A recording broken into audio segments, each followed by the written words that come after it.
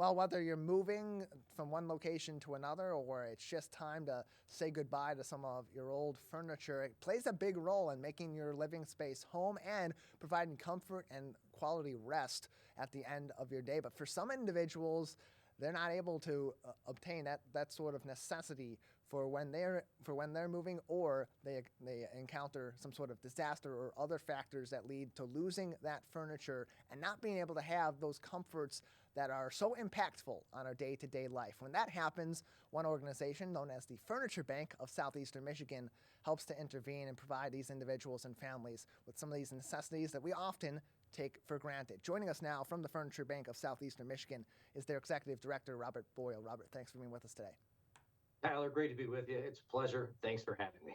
Yeah, glad to have you on because this is an issue that is never ending. It's unfortunate in our society, but these individuals and these families are in need of some help and assistance from organizations like yours and those in the community to provide some of these necessities. So in Southeastern Michigan, how much of an issue really is it, or how great of an issue really is it for in terms of having families not have the furniture, those beds, and so on in particular that they need to live a normal and comfortable and well-rested life on a day-to-day basis? Well, Tyler, when folks think of basic needs, generally they think of food, clothing, and shelter. Sure. But if you don't have a bed to sleep in every night, as you alluded to just a moment ago, or if you don't have a table around which you can gather for a meal with your family, or furniture to just sit on with your children, watch a little television, you're not living with the stability and dignity that most of us take for granted. Last year, the Furniture Bank helped 2,300 families, or almost 7,000 folks in total, and we distributed about 18,500 items valued at over $1 million. And that's about a 20% increase from the previous year, 2021. So it's a huge problem. I mean, 90% of the families that we have referred to us have household incomes of $20,000 or less. On average, there are 3 people in a household. So if you've got a single parent and 2 kiddos, that's not a lot to go on. So while you're trying to make your rent and pay for your groceries and meet your utility and travel expenses, affording furniture is just really a challenge for a lot of people. And that's why we're here. And in the times that we're in now, with the way the economy has been over the last several years, with the storms that we've had pass through over the last several years that have done extensive damage to homes of various kinds and all throughout our local area and across southeastern Michigan, how great of a problem has this continued to be? Has it been a growing problem in recent years? Well, coming out of the floods, I think we distributed about 150 beds just to flood victims.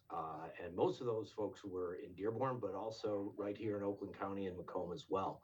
Um, you know, those who are most vulnerable, families of limited means, they are at much greater risk. When crisis hits, they generally don't have renters insurance.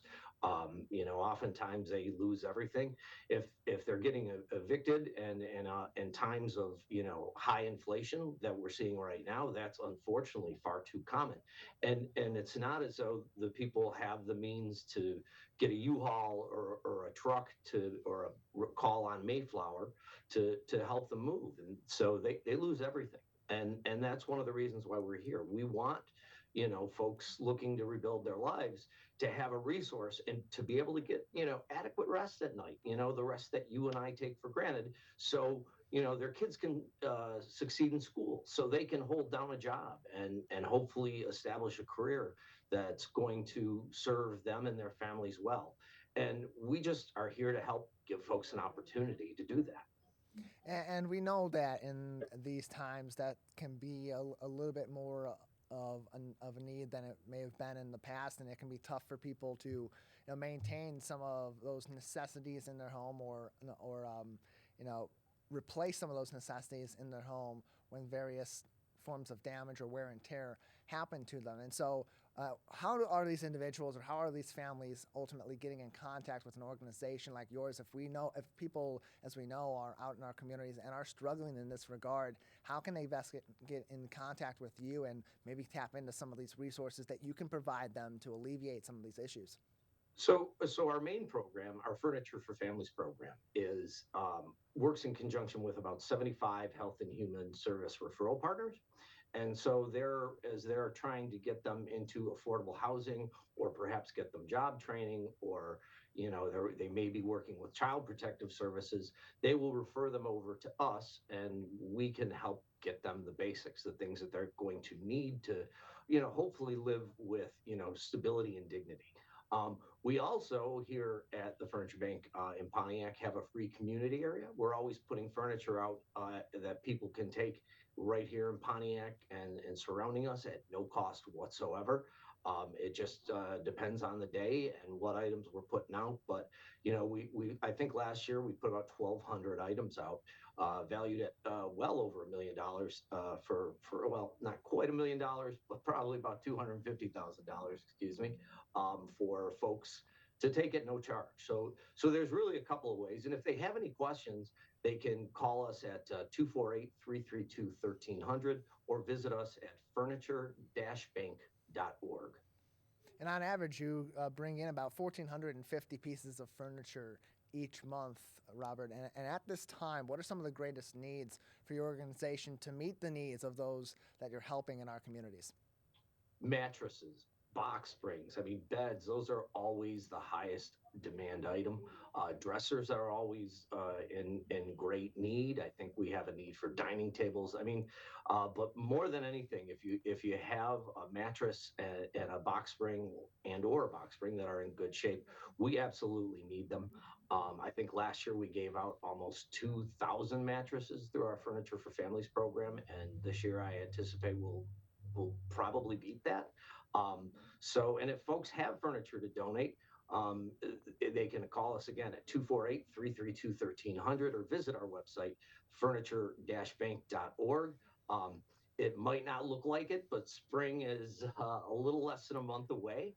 And that's usually our busy season and the time that, folks are going out to the store to get new furniture for their home. They're blessed that they can do that. So if you're able to pass that blessing along and take the items that you no longer need, if they're in good repair, there's a local family here in Southeast Michigan that could absolutely use it. So call us at 248-332-1300 or visit furniture-bank.org. And if people are considering moving on from some of their furniture, from their beds, their mattresses, their box springs, and other items as well, what are those considerations that they should be making for those items as they're exploring ways to move them out of their home and potentially to donate them? What is that standard they should be looking out for to determine whether or not this is something that can be donated or this is something that they should dispose of in another method? We like to use the term gently used. For just about anything, we're not able to accept it if it's stained, torn, structurally damaged, has pet damage. A lot of times, cats will think that a sofa is a scratching post, and dogs like to spend a lot of time with their people on a couch if they're allowed to do so. So we've had people come through with pet allergies. So we just want to make sure that the items that we are providing out are in good repair, are something that somebody could put in their home and feel good about. Because again, these are folks of limited means. Many of them have been in homeless shelters or have lived for a time without furniture. And we want them to feel good about the furniture they receive so they can feel good about their home and ultimately good about themselves. So gently used is definitely the standard. We also have furniture removal services for items that maybe the dog or cat did take a little too far or beat up on a little bit too much. And it's one of the ways that, we support our mission. We take out heavy items from people, so it saves them a bad back or bump moldings. And, it helps us do what we do and help about 7,000 people a year.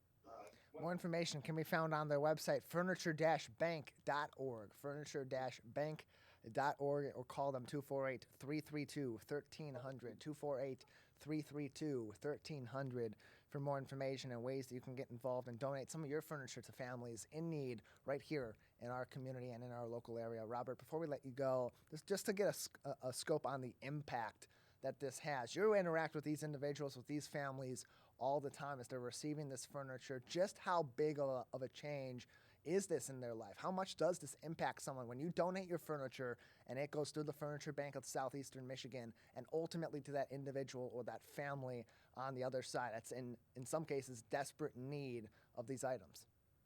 Well, I've heard so many anecdotal stories of kids sleeping on floors because they don't have a bed to sleep in. A lot of people, they'll be in a homeless shelter, and they will be very, very excited because they found affordable housing, and once they get into their home, they're really unpleasantly surprised that they don't have furniture in it. And they actually, in many instances, find that they were more comfortable in the shelter where they at least had a warm bed to lay their head every night. So, I mean, the impact on families is absolutely tremendous.